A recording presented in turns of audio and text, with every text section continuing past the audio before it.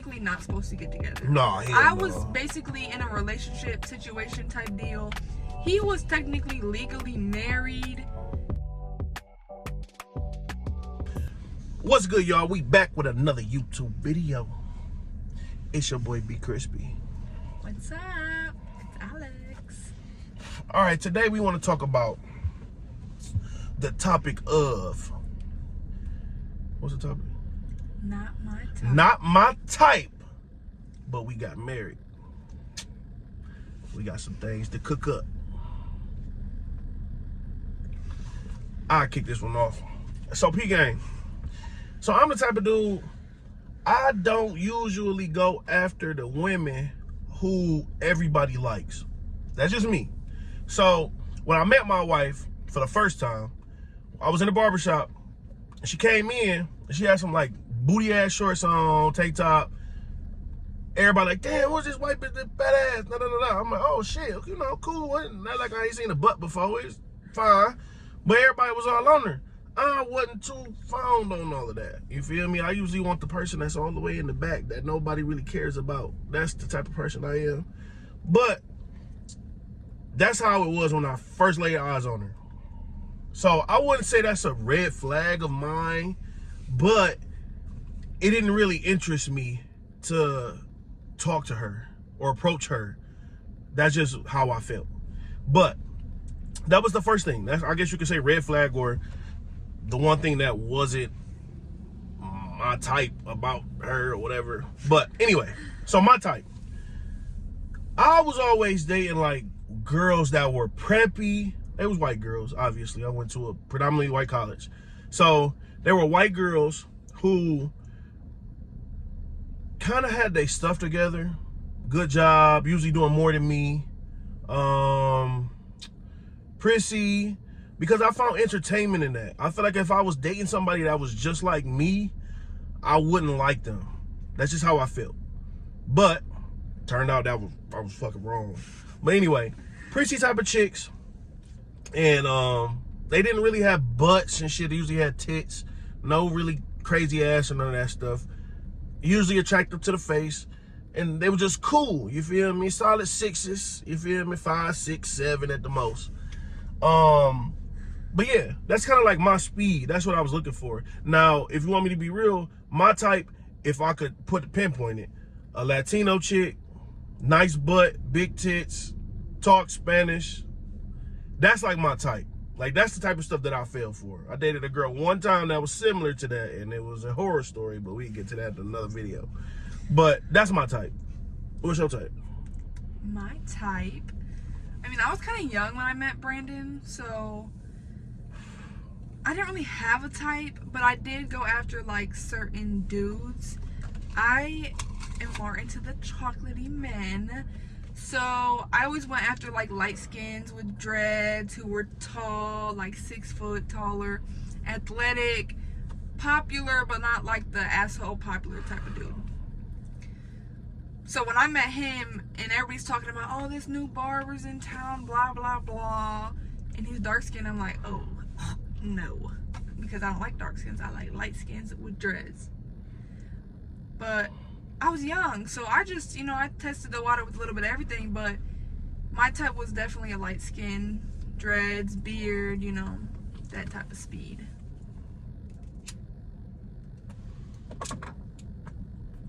So how the fuck we got married then?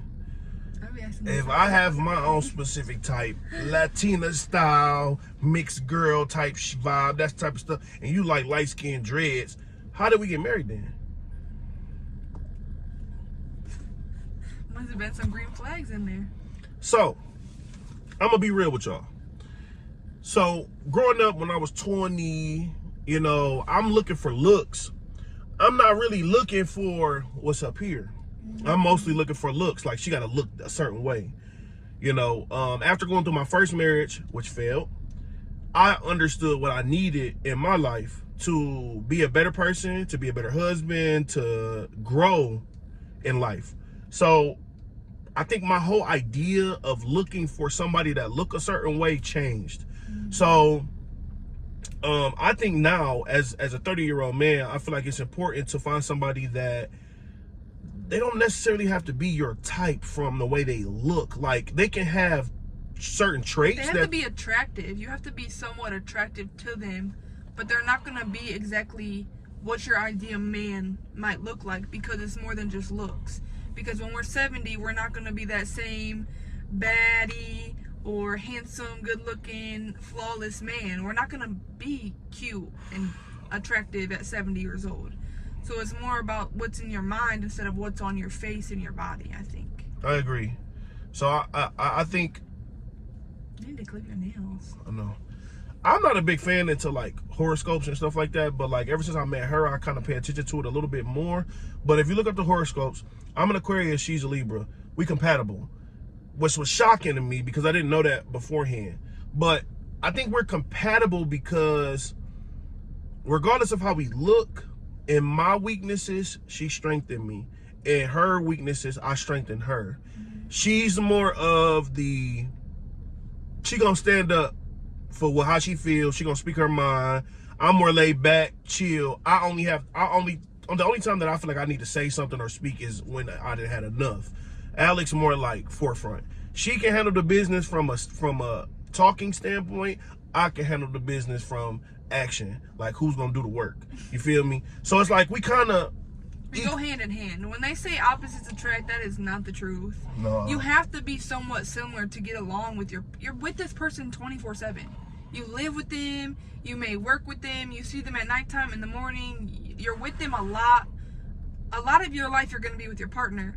You cannot be completely opposite and think you're going to attract. That doesn't even make sense. No, that is definitely a myth that opposites attract. I feel like what attracts you to a person is similarities. Mm-hmm. So if we like to eat, nigga, look at us, we like to eat.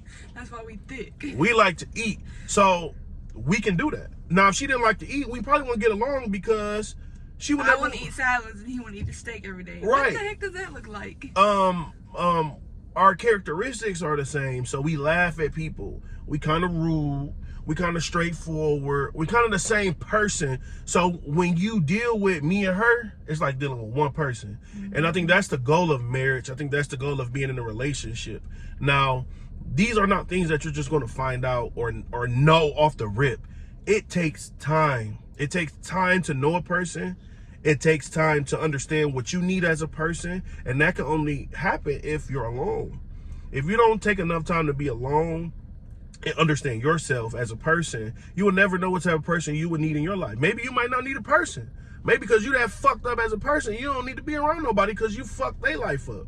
So those are the type of things that you won't figure out until you're alone.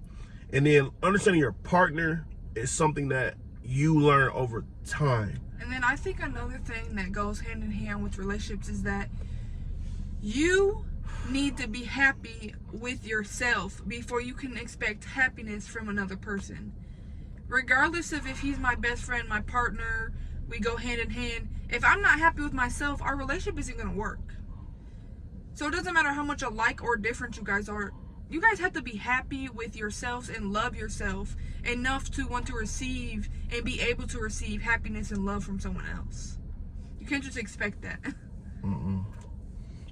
So yeah, I think when we met, it was not a planned type of thing to go. We were technically not supposed to get together. Nah, I was basically in a relationship situation type deal.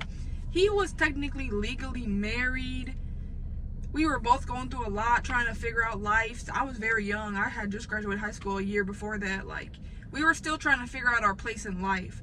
So when we met, we weren't looking for each other. We just randomly came upon each other and were like, hey, I enjoy being with you. We have fun every time we hang out. Like, let's see where the future can take us. But I feel like people who are always searching for relationships, that's where you're failing. Stop searching for it. Let it just happen. Let it just come to you how it's supposed to. You keep searching for these dream people, these dream women, these dream men. That's not even reality. Half the time, who you think you're going to marry, the lifestyle you think you're going to have is not reality. It's just not going to happen that way. And then the person that you could be looking for when you're 20 years old could be totally different than the person you need when you're 30 years old. So like, You can be looking for this bad chick, this fine ass nigga, and come to find out 10 years from now you made a mistake because you weren't looking for a person for what they have up here or right here. You weren't looking for the right things. You was looking for the wrong shit. A motherfucker can please you sexually. A person can buy you nice things. A person can treat you, wine and dine you, and then it comes to real life situations, and they don't have nothing to offer you. They don't have no words of advice. They don't have the right advice. They don't have no connections. They don't have people that they can put in your life. So it's a lot deeper than what the surface is. If that's how I feel. No, I agree. I do think that, like, another thing that comes with a relationship, because I don't think that we would have worked out if we couldn't come to the understanding that we're both going to be continuing to grow and change as we grow up in life. I'm not the same person I was when I was 19. And I know he is far from the same person he was when I first met him. But if we were stuck on, oh, I like this person when I'm 19 or 24, and then you guys are 30 and 25, and you guys are completely different than when you were when you first met, but that was the reason you liked that person, you guys are not going to like each other. Because people change. We grow up. We see life different. We go through things that make us different. We change our behaviors. You have kids, it makes you grow up. You don't want to be as fun anymore. Like, people change for the good and the bad. But if you like a certain person because of the way they were when you first met them, 5 years down the road, you guys are not going to like each other. It's hard to believe. I tell my wife all the time, I say, the day that you become my wife is the moment we gonna get a divorce. Because I met my wife as my best friend. And she's always been my best friend. So if she's not my best friend anymore, and she just becomes this wife that's telling me what to do, no, you need to do this, you need to do that, and there's no relationship from a friendship level, communication is not there, and we just become roommates, I gotta get divorced. That's miserable. But to this day, we still are best friends, and I think that helps. And think about this. All your best friends you done had in your life, they not attractive. They might not be your type, but you might love or like this person for just who they are as a person. And I think that outvalues any social media baddie, IG baddie that you find out there. She can be fine as hell, but dumb as a box of rocks. Seriously. That's the truth. Well, that's it for today. Thank you for coming to our video and supporting us. This Stop is smoking. Behind the Foolery. Stop smoking. This give you cancer. I'm not promoting smoking, but this is what I do.